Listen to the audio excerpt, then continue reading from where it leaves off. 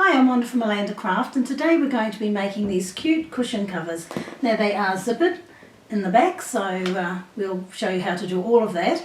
But the applique on the front here was cut with the Cricut Maker, and it did a beautiful job. It does a lovely job on fabric, very impressed with it.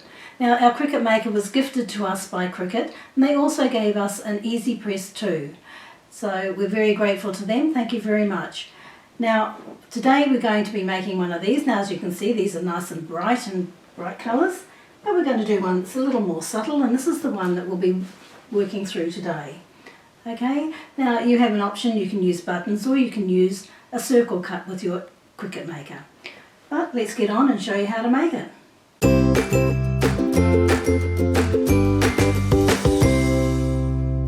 So what you're going to need are 4 pieces of fabric in one colour, and they measure 7 by 7, and then you'll need 5 pieces of fabric measuring 7 by 7 in a contrasting colour.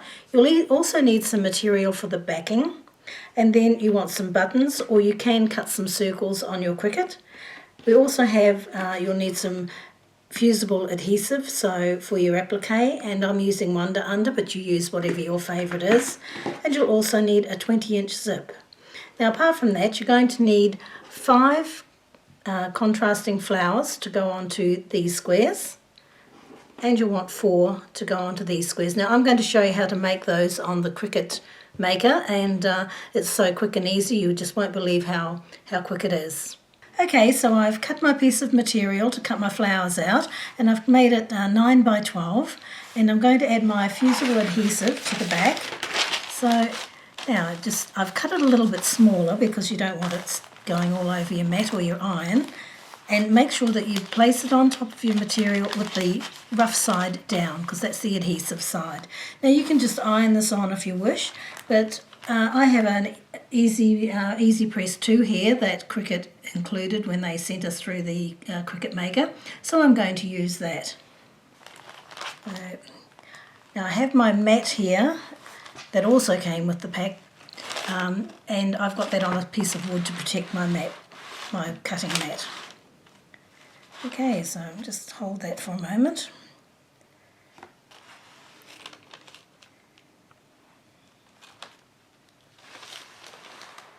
And take it down the other end.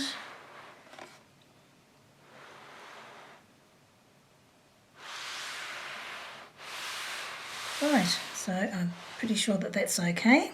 Okay, now you need to leave this to cool, so when it's cool then you can peel the backing off. So as you can see, I've logged into Cricut Design Space here on my computer, and we'll go in and have a look and find the flower that we've used for this project. Okay, so the first thing we're going to do is select New Project, and that will open to the screen here. Now you come down the left hand menu and you'll see Images. So we select Images, and it'll take you into the screen here. Now you may come into this screen with all sorts of images, or you may come into this screen if it's your first time in. And you can see from here that there's a number of categories that you can go into. So I'll just show you one just offhand. So this is the holidays, and as you can see there's lots and lots of things that you can select to do. Now you can also get a 30-day free trial. So this will give you access to all the Cricut Access files, and you can select anything then with a Cricut Access badge. Now I'm just going to go back to the beginning here because I want to select flowers. So flowers. Again, you can see there are a number of files here that you can choose from. If you scroll down, now I already know the number of the flower that I've used, so what I'll do is I'll just paste that number in there and go search. Okay, so that's the flower that I'm going to use. So select that and come down here to the right, and you'll see a box here that says Insert Images. So just click on that, and that brings your file over to the mat. Now we're going to be cutting the pink flower, and we want 5 of those, but first we want to get it to the right size. So we come up to the top menu up here, and you can see it's got width and height. So I'm going to unlock that because this is slightly out. It would be slightly out, and I want it exactly at 4 inches. So I type in a 4 here and a 4 here, and then lock that so that it keeps my image at 4 inches. Okay, so height and width are both the same. So now I can come down here and I can right click and go duplicate. So you can see there I've got another one. Or I can come up here to the right up here, and it says duplicate, and I can just go 1, 2, 3. So nice and easy. So now we want to shift these around so that they'll fit on the mat. Now we want to keep them within 11.5 inches because that's the cutting area of our mat. So just space them out a bit to start with.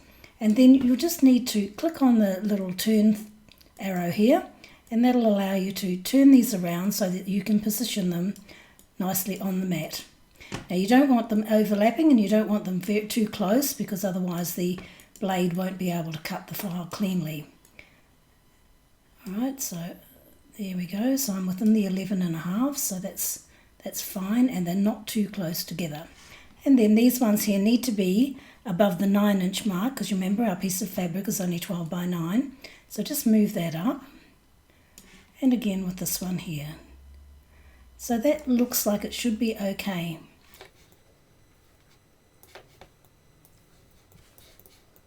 Alright, there we go. Okay, so we come up to the corner of the screen here and just go click and drag, and that highlights all of our flowers. So now we come down to the bottom here at the right where it says attach, and we select attach. So the next thing is to click on this button up here that says make it. So we select that, and it brings us into our mat. Now what we need to do is to make sure that our image is within that red line there, because that's our cutting border. So we just make sure that everything's sitting nicely in there. And remember, we only had 9 inches of material in length, so you'll need to make sure that it's within that area as well. Okay, and so from there we just go to continue.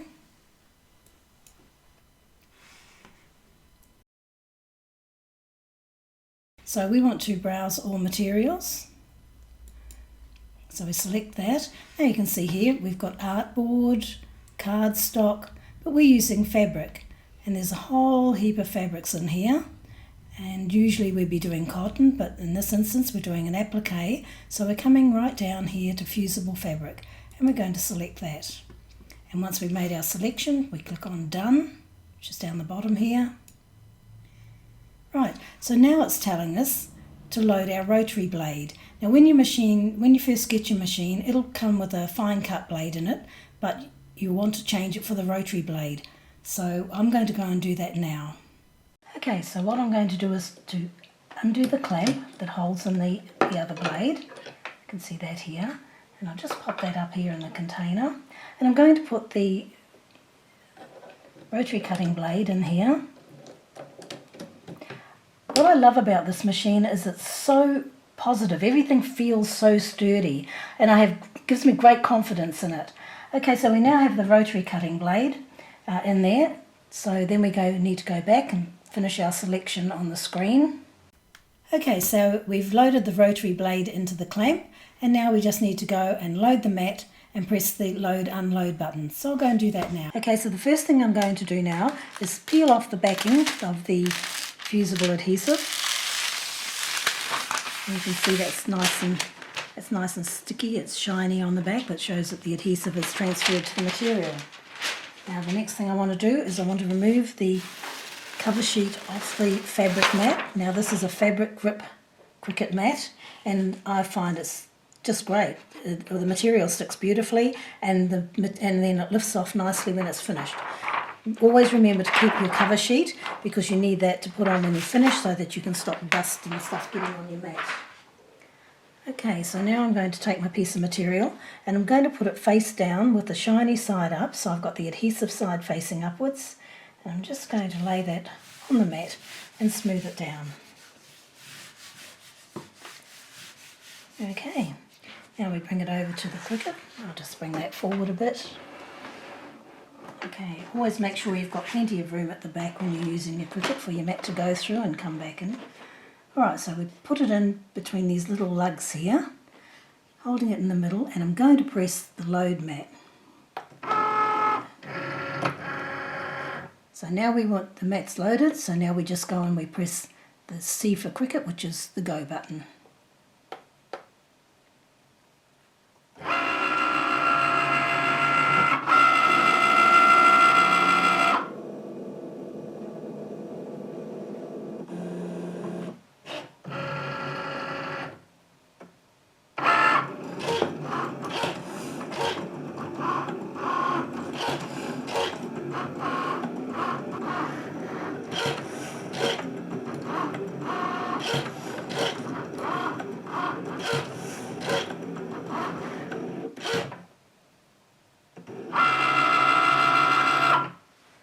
Okay, so it's finished cutting and the light has started to flash, which says I can now unload the mat, which I'm going to do.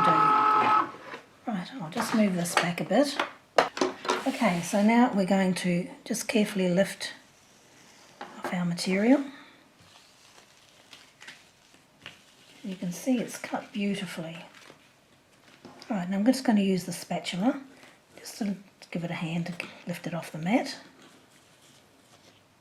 And look at that. Hasn't that done a beautiful job? I just love the idea of the rotary cutter. I mean, how clever is that? Now, what you're going to do now is you're going to do the same process with your contrasting fabric and just go through the exact same steps. Okay, so now it's time to put our appliques onto our squares. So I have my square here, and what I've done is I've pressed it in half this way, and I've pressed it in half this way. Now you don't have to press it, you can just finger press. You just want to make sure that you know where the centre of your square is, and you'll use whatever method you normally use for your applique. So now I take my flower and I sort of eyeball where I think it looks like it's in the centre, but I'm making sure that this petal is on that crease and that the gap is on this crease. But also, just as an added extra, I'm going to take my ruler and I want the flower to be 1.5 inches from the top, which it is. So here, 1.5 inches, and then I want it 1.5 inches from the side, and yes, it's lined up there nicely. So now I'm going to get my easy press and I'm going to press that onto the fabric. So as you can see, I've got this set at 155 degrees Celsius for people in Australia and New Zealand.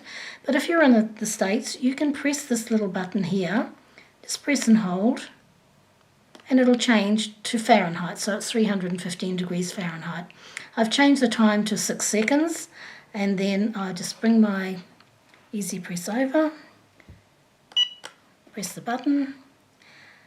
This is just awesome. I mean, you can just use an iron. You don't have to use an easy press, but wow, it's great. So just take that off. There you go, and it's beautifully attached. So now you just need to repeat that process with all of your squares. Okay, so I've put all my flowers onto my pieces of material. Now, at this stage you'll need to make a decision of whether to go with buttons, like I'm going to do, or you can actually cut yourself out some circles on your Cricut, and you'll need to apply Wanda under as well, and then you would adhere those at this point. But I'm not going to do that. I'm going to use the buttons instead. Okay, so now that we've got our flower attached to our piece of fabric, we need to just go around the edges. Now you can do it however you like. You can hand sew around there, you can do a blanket stitch, you can do a satin stitch, and what I'm going to do is just do a zigzag. Now I'm not really the world's best appliquer, so I just want to get this attached to the fabric. But this is how I'm going to do it. Now I have a zigzag stitch, and I have a width of 3 millimeters and a length of 1.4 millimeters. And that's what I'm going to use to finish this off. So we'll just go around and see how we go.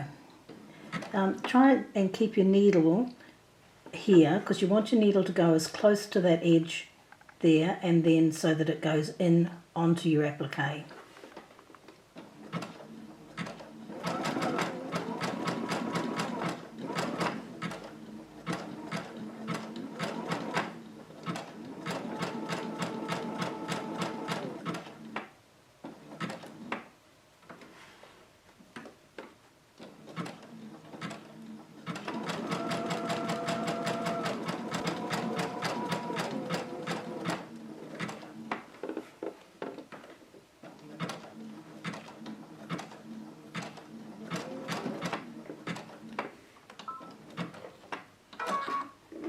I'm not going to use the machine to cut the threads, because I'll leave them long and then I can thread them through and knot them on the back of the applique.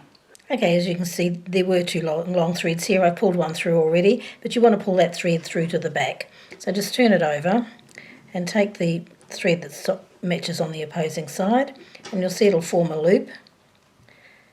And you can just pop a pin into that loop and bring the thread through. So now you can tie all of those threads off. Alright, so I'm just going to tie a knot. Nothing flash. It's just to stop them coming undone.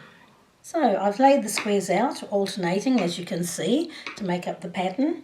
Now we're going to sew it together. Now for this cushion I've actually used a 1/2 inch seam Don't ask me why, I have no idea. Normally we use 1/4 of an inch, but for some reason I went with 1/2 an inch. So anyway, we're going to lay one on top of the other, and we'll sew down here with a 1/2 inch seam, and then we'll attach those two to this one and do the same thing again with a 1/2 inch seam. I'll do that with each of the rows. Okay, so I've sewn the rows with the 1/2 inch seam and I've pressed them, and as you can see I've pressed this top row going one way and the middle row going the other way, and again the bottom row goes this way. That's so that these pieces will all nest nicely together. So now it's time to sew our rows together, and we'll do the same thing. Lay this one on top of here, line up our seams and pin it and sew it with a 1/2 inch seam. So I've sewn all the rows together, and now I'm going to add the buttons. I haven't attached them yet, I've just laid them out to show you what it's going to look like, but I'll go and sew those buttons on and then we'll do the next step. Now I do have a correction to make. I didn't sew on the buttons, Paula sewed on the buttons. That's her job. She does the hand sewing along with the editing and filming. But she's now sewn the buttons on beautifully, and your top piece should measure 19 by 19 if you've sewn it all correctly. So now we need to get on to making the back. So let's do that now. Just put that aside. Alright, so I've cut 2 pieces of fabric and they measure 19 by 10. Now I've drawn a 1/2 inch line on each of these pieces of fabric, and what I'm going to do is I'm going to just press along that line to give me a neat edge to attach the zip. Okay, so and just iron along that line that I've drawn. Okay, so I'll do that on both sides, and then I'll show you what we're going to do next to attach the zip. Alright, so now that I've pressed that down, I'm actually going to just fold it back at the end, because I'm going to draw a mark 2 inches from the end, from the edge. So make sure you use a friction pen or some chalk or a fabric pen. Don't use an ordinary ballpoint, because it'll mark your fabric and it won't come out. Okay, so I'm going to do that on each piece of fabric and at each end. It doesn't have to be exact, but if you use your ruler, well, you can't go wrong. Okay, so once I've done that, what I'm going to do is I'm going to put those 2 pieces together and line them up, and then I'm going to sew from the end to this mark, and I'll backstitch here, and I'll do exactly the same on this end. I'll match those up and I'll sew up to this mark here. Okay, so now what we want to do is we want to measure 1.5 inches from either edge. So I've done that and I've drawn a line, and the same on this end at 1.5 inches. And then we take our zip and we place it so that the zipper pull, open it and place it so the zipper pull goes into the gap. And we want to lay the zip out so that the metal edges go past the area where we're going to be sewing, because we're going to pin this and then we're going to sew where that 1.5 inch mark is, and we're going to backstitch there, and we'll sew down here, and then we'll backstitch here, and then we'll cut those pieces off. But anyway, step by step. So the first thing to do is I'm going to go and just pin the zip in. Okay, as you can see, I've got it pinned in place, and this is what it looks like on the reverse, on the front side. And now I'm going to go and I'll attach my zipper foot to my machine, and I'm going to sew the zip in. Okay, so I've lined the zipper foot up with the mark that I drew previously, and I'm just going to go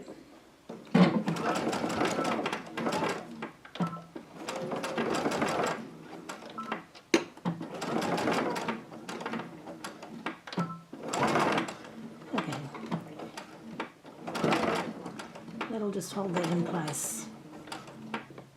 Okay, let's see if I've come over far enough. Right, so now we're going to sew down the edge.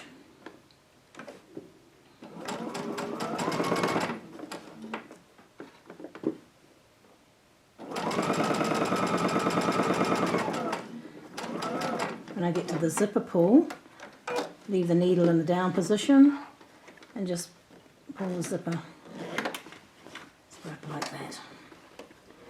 Okay, you don't want to go over that because you'll end up breaking your needle.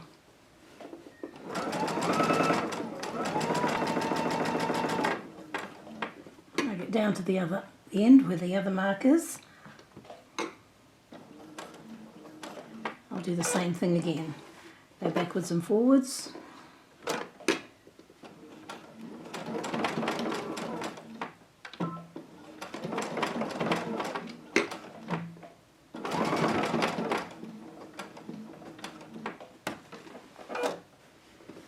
And then come down the other end.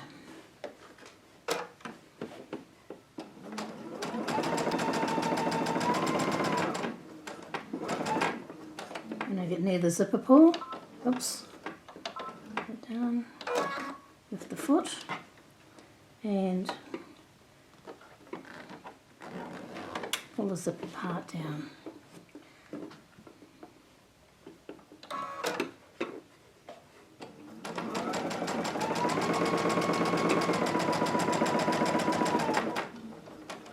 And finish off with a back stitch if you wish.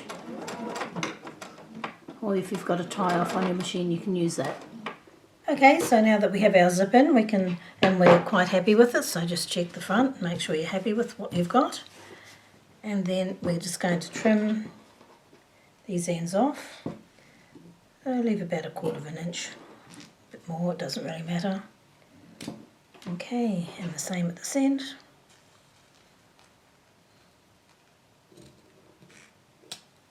So now it's time to sew our 2 pieces together, but this is the most important step, and don't forget it or you'll be sorry. Okay, open the zip. You can open it to halfway, you can open it further if you like, but make sure you have an opening when you come to sew these 2 pieces together. Alright, so I'm just going to place them right sides together, and I'll sew around the whole way with a 1/2 inch seam. So I've sewn all the way around and with the 1/2 inch seam, and now I'm going to clip the corners. So just come up here now, make sure that you don't clip your stitching on the sides. So we're going to go through there, like that. Okay, and I tend to take a little bit more from here just to reduce some of the bulk in the corner. You can make rounded corners if you wish, but I'm just doing the standard. Okay, so across the corner and just come in.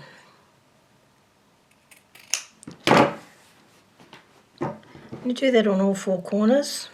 So now it's time to turn the cushion cover through, and as you can see, this is why you needed to leave the zip open, so you can do that. So I'll just come up here, bring the corners through first.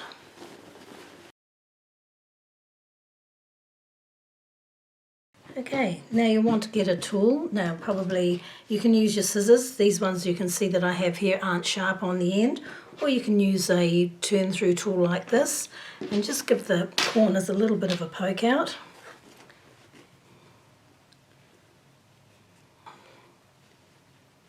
Alright. Okay, so now what we're going to do is we're going to take our cushion insert and place it into the cushion cover. Now I have an 18-inch cushion insert, but this cushion cover will take a 20, and that'll give you a really full puffy cushion. But I quite like the look of this with the 18-inch.